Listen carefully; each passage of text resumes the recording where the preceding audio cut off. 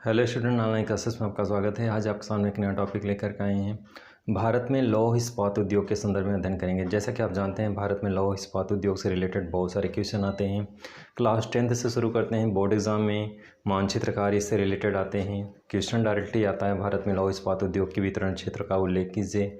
बड़ी परीक्षाओं में जितने भी कॉम्पिटिटिव एग्जाम होते हैं इससे रिलेटेड शॉर्ट क्वेश्चन, वैकल्पिक क्वेश्चन आते हैं। किस तरह से भारत में कौन से लौह इस्पात उद्योग किन क्षेत्र में है, कहाँ पे हैं, किस राज्य में हैं, वर्ल्ड लेवल पे रूस में, जर्मनी या इंग्लैंड किसके सहयोग से स्थापित किए गए हैं और किस राज्य में है, उनकी क्या अवस्थिति है। तो इससे रिलेटेड बहुत सारे क्वेश्चन आते हैं। बहुत ही महत्वपूर्ण और इंटरेस्टिंग टॉपिक है। तो चलिए इसे बस स्टार्ट करते हैं और देखते हैं भारत में लौह इस्पात उद्योग। जैसा कि आपको ब्लैक बोर्ड पर दिख रहा है, भारत में लौह इस्पात उद्योग मानचित्र के माध्यम से बहुत सारी चीज़ें आपको आज समझाने का प्रयास करेंगे।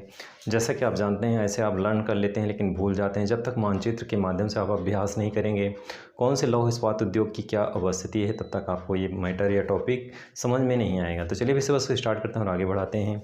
जैसा आपको मानचित्र में यहाँ पे दिखाया गया है कि किस तरह से लौह इस्पात उद्योग के कौन कौन से क्षेत्र हैं और किन जगहों पे हैं। सबसे पहले आपको ये बताना चाहते हैं कि जैसा आपको मानचित्र में दिख रहा है कि किस तरह से लौह इस्पात उद्योग जो प्रायद्वीपीय क्षेत्र के केवल राइट हिस्से में ज़्यादा है। यानी कि आप देख रहे हैं कि किस तरह से मानचित्र आपका भारत का है और किस तरह से इन क्षेत्रों में लौह इस्पात उद्योग ज़्यादा है और यहाँ पे हैं, ये पूरा प्लेस खाली है।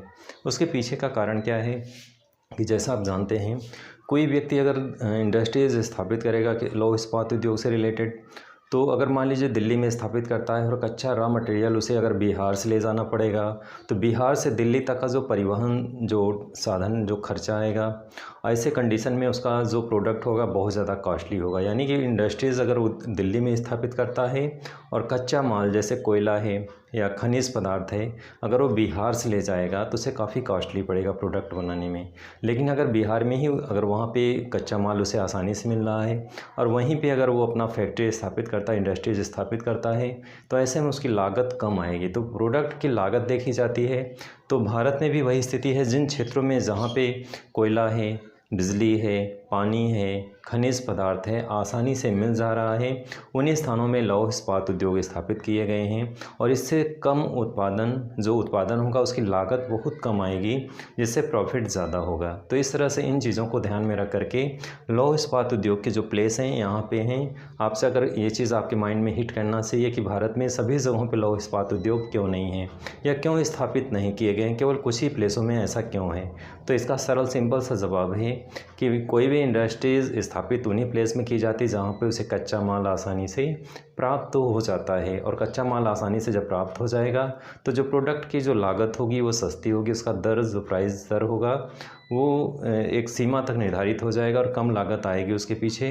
और इस तरह से अगर फैक्ट्री दूसरे स्थानों पे स्थापित की जाएगी, एक एग्जांपल के थ्रू जैसे हमने आपको समझाया कि दिल्ली में स्थापित की जाएगी और बिहार से उसका कच्चा माल यानी कोयला है, खनिज पदार्थ अगर ले जाया जाएगा तो परिवहन लागत ज़्यादा आएगी और प्रोडक्ट बहुत ज़्यादा कॉस्टली पड़ेगी। तो इसी के संदर्भ में आप देख रहे हैं किस तरह से भारत में लौह इस्पात उद्योग के कौन कौन से केंद्र हैं। तो चलिए इसे स्टार्ट करते हैं बिना देर टाइम नष्ट किए हुए और बहुत सरल तरीके से अध्ययन करते हैं कि लौह इस्पात उद्योग भारत में किन किन क्षेत्रों में है, कहाँ पे। इंट्रो थोड़ा सा देना चाहते हैं आप। लौह इस्पात उद्योग ऐसा उद्योग जो किसी भी देश के विकास की रीढ़ होता है। बिना लोहे के आप घर में भी रहते हैं तो जो उसमें छड़ लगी हुई है, छत में, दीवारों में पिलर जो बनते हैं, उन सब में सरिये का यूज़ होता है, तो वहाँ पे भी लोहे की आवश्यकता होती है। एग्रीकल्चर कार्य में जो भी कृषि उपकरण बनते हैं वहाँ पे भी लोहे की आवश्यकता होती है। देश का संपूर्ण धुरी जो है बिना विदाउट लोहे के संभव नहीं है।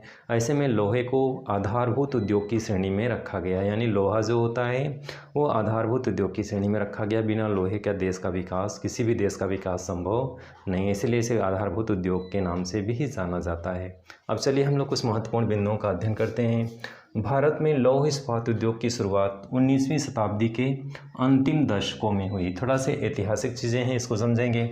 19वीं शताब्दी, शताब्दी मीन्स 100 साल का होता है। अगर 19वीं शताब्दी है तो 1800 से 1900 के मध्य के काल को क्या बोलेंगे, 19वीं शताब्दी। इस तरह से शताब्दी आप जानते रहेंगे शताब्दी क्या है। तो अगर 19वीं शताब्दी अगर आया है तो 1800 से 1900 के मध्य के काल को क्या बोलेंगे, 19वीं शताब्दी। अगर 17वीं शताब्दी आया है तो 1600 से 1700 के मध्य के काल को 17वीं शताब्दी बोलेंगे। तो यहाँ पे जैसा आपको दिख रहा है 19वीं शताब्दी के अंतिम दशकों में यानी 1800 से 1900 के मध्य का काल 19वीं शताब्दी हुआ। अंतिम दशक का मतलब है 1890 के बाद, ऊपरी 90 से 100 तक के 1900 के मध्य का जो काल होगा वो अंतिम दशक कहलाएगा। तो इस तरह से 19वीं शताब्दी के अंतिम दशकों में क्या हुआ, वर्तमान में भारत का मतलब ये इस तरह से लौह इस्पात उद्योग की क्या हुई थी, यहाँ पे शुरुआत हुई थी। आगे क्रम में चलेंगे।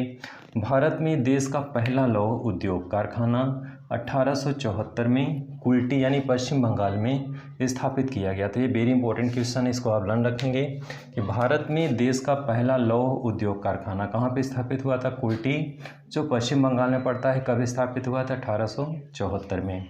नेक्स्ट है बंगाल आयरन वर्क्स, BIW नाम से स्थापित किया गया था, यानी इसका नाम जो शुरू में क्या था, बंगाल आयरन वर्ष BIW नाम से स्थापित किया गया था, जाना जाता था। बंगाल सरकार द्वारा अधिगृहित कर लेने के पश्चात इसका नाम बदल करके बराकर आयरन वर्क्स कर दिया गया। यानी शुरू में इसका नाम क्या था, तो शुरू में इसका नाम बंगाल आयरन वर्क्स था और BIW के नाम से जाना जाता था। लेकिन बंगाल सरकार ने क्या किया, इसे अपने अधिग्रहण कर लिया, इसके अपने अधिकार क्षेत्र में ले लिया और इसका नाम बदल करके बराकर आयरन वर्क्स कर दिया गया। अब हम लोग भारत में प्रमुख कौन कौन से लौह इस्पात उद्योग हैं उनके संदर्भ में अध्ययन करेंगे।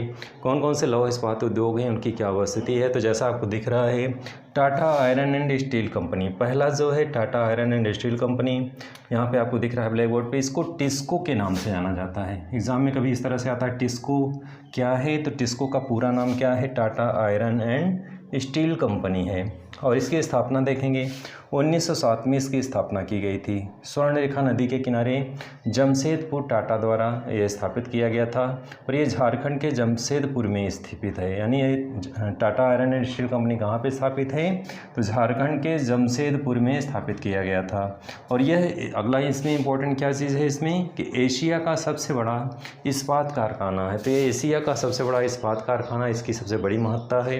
अपने आप में ये इम्पोर्टेंट है कि एशिया का सबसे बड़ा इस्पात कारखाना है, इस रूप में इसको याद रखेंगे कि एशिया का सबसे बड़ा इस्पात कारखाना है और इसकी उत्पादन क्षमता 28 मिलियन टन प्रति वर्ष इसका है। सन 2000 में इसमें कुछ चीज़ें महत्वपूर्ण हैं।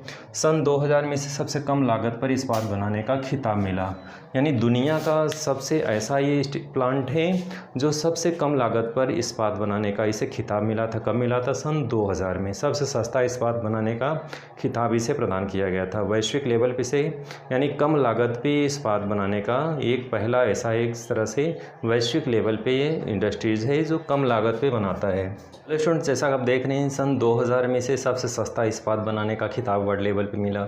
दूसरा इसे 2005 में गुणवत्तापरक इस्पात बनाने का खिताब मिला। तो दो खिताब इस तरह से इसको मिल चुका है कि सबसे सस्ता इस्पात बनाने का खिताब मिल चुका है इसे 2000 में, और सन 2005 में इसे सबसे गुणवत्तापरक इस्पात बनाने का खिताब इसे मिला है। तो दो महत्वपूर्ण इसमें डेट है, आपको लर्न रखना होगा कि 2000 यहाँ पे दिख रहा है आपको, सन 2000 में कम लागत पर इस्पात बनाने का खिताब मिला है और इसी क्रम में 2005 में इसे दुनिया का सर्वश्रेष्ठ इस्पात बनाने का खिताब मिला। तो इस तरह से यहाँ पे आपको दिख रहा है टिस्को, जिसे दो खिताब मिल चुका है 2000 में और सन 2005 में।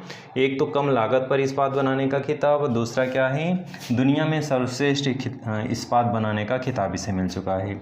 अब इसमें देखेंगे कि लोहा कहाँ कहाँ से मंगाया जाता है। तो जैसा आप देख रहे हैं, लोहा नुआ मंडी और बादाम पहाड़ियों से मंगाया जाता है लोह अयस्क, और कोयला कहाँ से मंगाया जाता है, तो झरिया और रानीगंज से। तो कहने का मतलब है कि ये इस्पात उद्योग स्थापित है, रॉ मटेरियल इसको पास में ही मिल जाता है, जिसको इसको डेवलप करने में बहुत आसानी हुई। कहते हैं ना कि कोई इंडस्ट्री स्थापित वहीं पे किया जाता है जहाँ पे उसे रॉ मटेरियल पास में ही मिल जाएगा। उस ऐसे पास में मिलने से ये फ़ायदा होगा कि उसकी लागत कम आएगी। अगर दूर से मंगाएंगे तो परिवहन साधन या परिवहन खर्चा ज़्यादा आएगा और ऐसे कंडीशन में उसका उत्पाद जो होगा काफ़ी कॉस्टली होगा, महंगा होगा। इसलिए पास में ही मिल जाने के कारण जो प्रोडक्ट इसका है इतना सस्ता है कि वैश्विक लेवल पे इसे खिताब भी मिल चुका है 2 बार। और इस तरह से ये सन 2000 में से सबसे सस्ता इस्पात बनाने का खिताब मिला और 2005 में सबसे गुणवत्तापरक इस्पात बनाने का खिताब इसे मिला। नेक्स्ट क्रम में इसी क्रम में देखेंगे, अभी हम लोग मानचित्र का भी अध्ययन करेंगे। नेक्स्ट क्रम में देखेंगे कि यहाँ पे जैसे Tata iron steel company TISCO है, तो टिस्को आपको दिखाना चाहेंगे किस तरह से इसमें यहाँ पे आपको आगे मानचित्र में दिखाएंगे किस तरह से कौन से कहाँ पे हैं। तो पहले आप इसका अध्ययन कर लें, इसके बाद हम लोग आगे अध्ययन करेंगे। तो जैसा आपको यहाँ पे दिख रहा है Tata iron steel company, TISCO स्थापना 1907 में, स्वर्ण रेखा जमशेदपुर कहाँ पे है, झारखंड में है। तो झारखंड में आपको यहाँ पे जमशेदपुर यहाँ पे इस जगह पे है, मानचित्र में देख लें और यही आपको जो है मानचित्र में दर्शाना होता है। जमशेदपुर झारखंड टिस्को यहाँ पे आपको दिख रहा है, यहाँ पे इस जगह पे झारखंड है। तो इस तरह से मानचित्र में इसकी अवस्थिति जानते रहें। नेक्स्ट क्रम में है Indian iron and steel company, Indian iron and steel company, जिसको इसको के नाम से जानते हैं। जैसे यहाँ पे आपको टिस्को दिख रहा है, ये टिस्को है Tata iron and steel company, वैसे यहाँ पे Indian iron and steel company इसको इसको के नाम से जाना जाता है। तो इस तरह से इसको जानते रहें।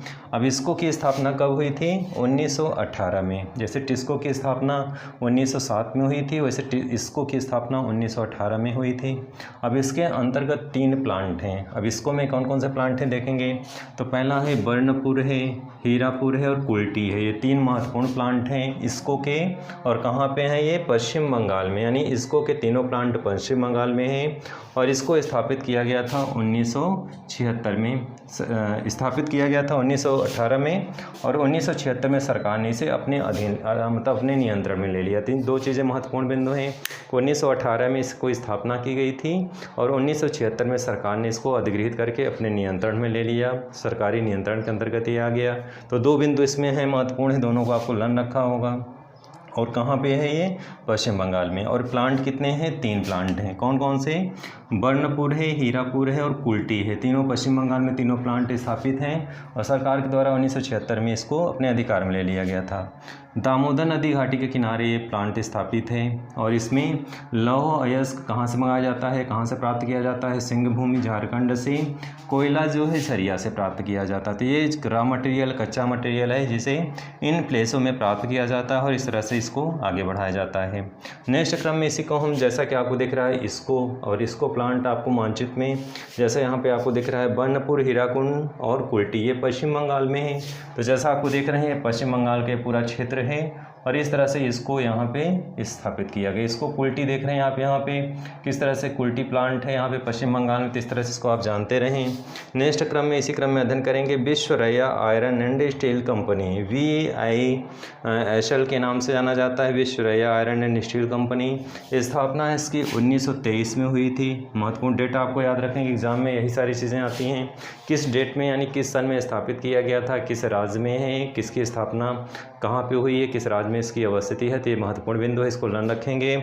इसी क्रम में देखेंगे हम लोग Visvesvaraya iron and steel company, जिसे VISL के नाम से जाना जाता है और इसकी स्थापना 1923 में हुई थी भद्रावती के तट पर, कर्नाटक में पड़ता है इसकी अवस्थिति। तो ये भी एक महत्वपूर्ण बिंदु है, इसको याद रखेंगे कि कर्नाटक में पड़ता है VISL। जैसा आपको यहाँ पे दिख रहा है कर्नाटक, मानचित्र में आपको यहाँ दर्शाना होगा। अब एक चीज़ और आपको जानना होगा, विश्वरैया आयरन स्टील वर्क्स जो है इसे मैसूर आयरन वर्क्स के नाम से भी जाना जाता है। तो अलग अलग नाम है, दोनों नाम अलग अलग नामों से आपको जानना होगा।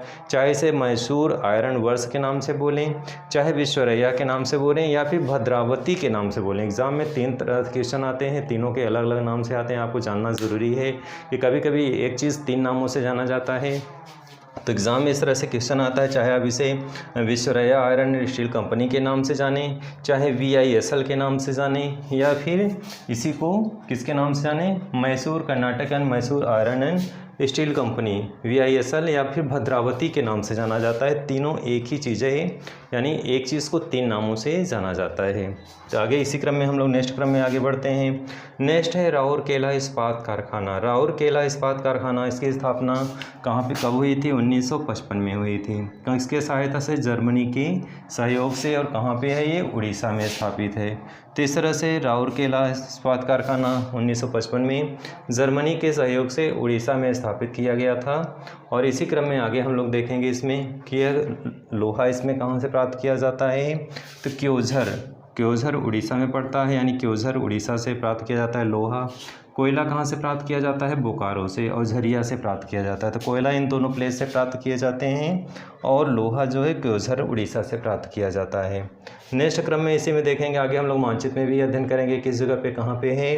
नेक्स्ट क्रम में है भिलाई इस्पात कारखाना। स्थापना देखेंगे 1955 में इसकी स्थापना हुई थी।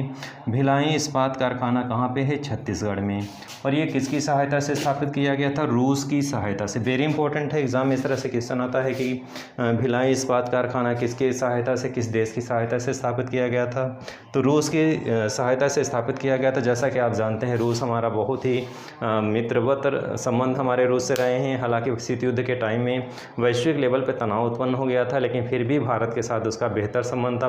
हालांकि इसी संबंधों को लेकर के भारत पे आरोप लगते रहे कि भारत गुटनिरपेक्ष आंदोलन को बढ़ावा दे रहा है एक तरफ रूस से संबंध भी स्थापित कर रहा है। तो इस संबंधों के पीछे केवल वैश्विक लेवल पर कोई तनाव पैदा नहीं करना था, बल्कि भारत जो है अपने विकास की गति को दिशा देना था और इसीलिए रूस के साथ बेहतर संबंध स्थापित किया था। इसीलिए इसके ऊपर भारत के ऊपर आरोप भी लगते आए हैं कि भारत एक तरफ गुटनिरपेक्ष आंदोलन का बढ़ावा दे रहा है कि किसी गुट में शामिल नहीं होना है, और एक तरफ रूस के साथ इसके बेहतर संबंध में भी है।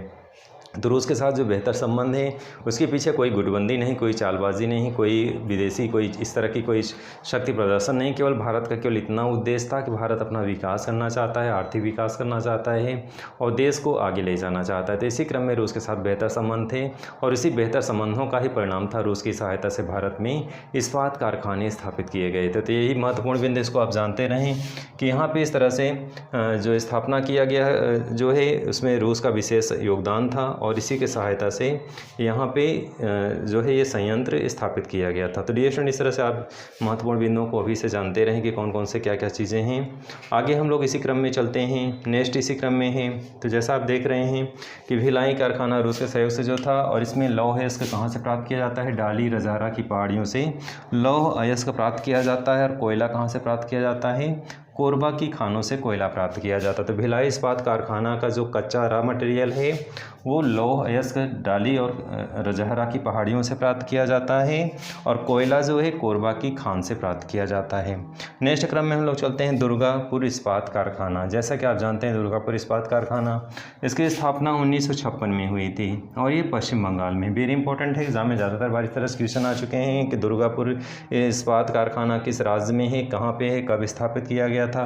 तो स्थापना 1956 में है, पश्चिम बंगाल में इसकी वसति है और ब्रिटिश सरकार यानी ब्रिटेन के सहयोग से स्थापित किया गया था। वेरी इंपॉर्टेंट चीज़ें हैं ये कि ब्रिटेन के सहयोग से स्थापित किया गया था। अब इसमें लौह अयस्क सिंह भूमि यानी झारखंड से प्राप्त किया जाता है और कोयला कहाँ से प्राप्त किया जाता है? रानीगंज पश्चिम बंगाल से प्राप्त किया जाता है। मैग्नीज कहाँ से प्राप्त किया जाता है? बालाघाट मध्य प्रदेश से। तो ये इसके रॉ मटेरियल इन प्लेस से इसके प्राप्त किए जाते हैं।